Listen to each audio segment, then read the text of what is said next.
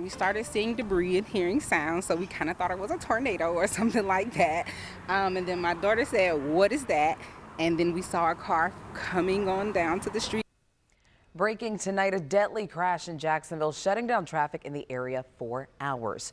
Witnesses say they saw a vehicle come flying off of I-95 at Lem Turner around 7 this evening.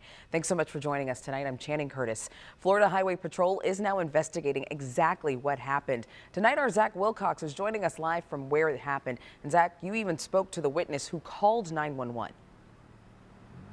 Yeah, Channing, I'll start by saying we're still waiting on an official report from FHP with the details about the crash and what exactly happened here. But as you mentioned, we talked with a witness who gave us their idea of what happened. They were getting off the interstate here at Lem Turner, came looping around, and that's when they started seeing that debris that they mentioned you just heard from, and they started hearing some weird noises. Then they said a truck came flying off the interstate, bounced on one side of the road, flipped over, bounced on the other side, and came slamming up against the wall of the overpass, and finally came to a stop there. And they said that they immediately started trying to call 911, and they had to tell the dispatcher a couple of different times exactly what happened because the dispatcher was almost in disbelief.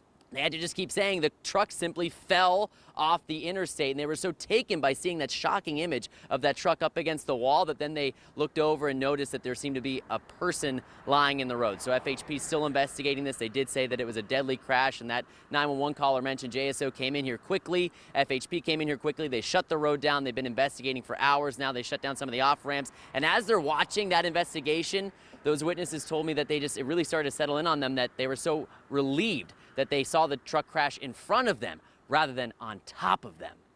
Probably about 5 to 10 more feet, he would have hit my car. It would have hit the front of my car as it was traveling along to the other side. But thankfully, no one was the car wasn't in the underpass. That would have been really scary. I'm glad that it didn't. Gonna say our prayers to the family. It's just for real sad. Yeah.